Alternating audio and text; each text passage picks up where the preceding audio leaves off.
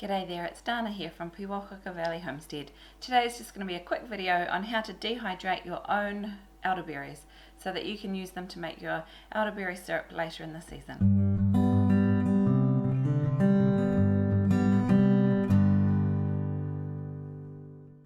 Drying elderberries is really easy to do. All you need to do it is some fresh elderberries that you have picked off of the branches and some baking paper. This one has already been used from the berries I just did, and the tray to go in the dehydrator. You can dehydrate these berries if you prefer in the oven. You just need to be able to set your oven to really low. Not all ovens can go that low, and if you have a gas oven, sometimes they will cook your berries rather than dehydrate them. I use this dehydrator and I really love it. I've put a link for it down in the description. I find these berries take about 12 hours at 60 degrees Celsius, which is about 140 degrees Fahrenheit. What you want your berries to end up looking like is sort of dry, and they kind of sound crunchy.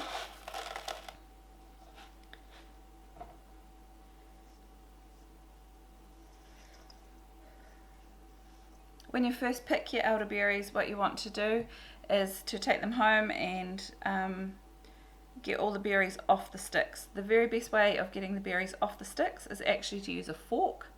Tiny little sticks aren't the end of the world. You'll sieve those out at the end when you're making your elderberry syrup.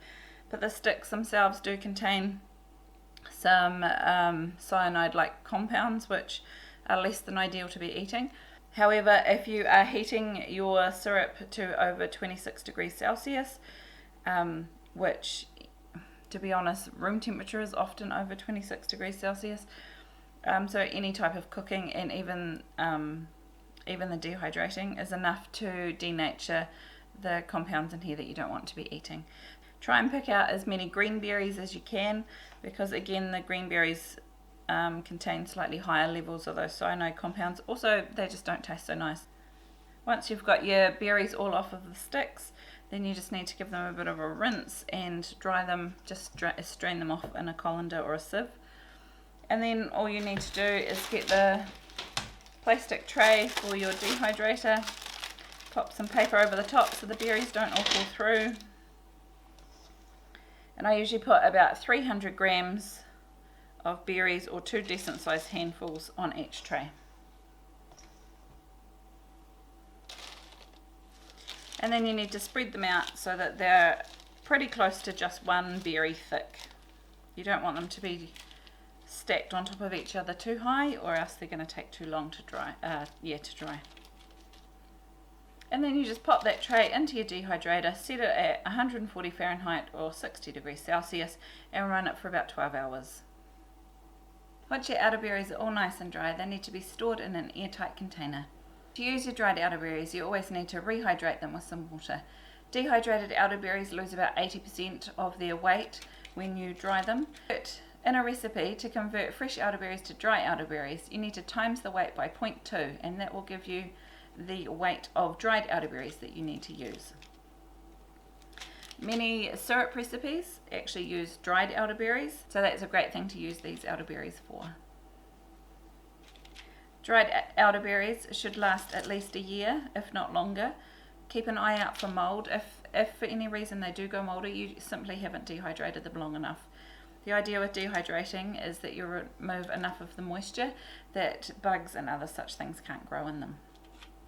Dried elderberries surprisingly don't actually lose that much volume when you dry them out, and so that means that any recipe that is done by measuring with cups is probably not going to be quite so accurate. So if you can find a syrup recipe that uses grams or ounces to measure your elderberries, that is the much better, safer way of ensuring that you're actually getting the medicinal dose of the elderberries in your syrup, as opposed to just guess and a lovely flavoured mixture to be drinking. If after 12 hours in your dehydrator you're finding that your elderberries are still kind of soft and feel like raisins, and are still quite sticky, they need to be dehydrated for another few hours. Try running the dehydrator for another 2 hours and check in again. You need to make sure that your elderberries are quite dry. Another use for dried elderberries is you can use them to make a lovely tea, especially with a couple of teaspoons of honey in it. And remember that once they've been dehydrated above 26 degrees Celsius, they are safe to have, and those nasty compounds have been boiled out or heated out. Cyanide boils at 26 degrees Celsius, which is quite low. It's really just a hot room. If you found this video useful, please hit the like button and consider subscribing to our channel. We bring you videos twice a week on how to grow and preserve your own food. We'll see you in the next one.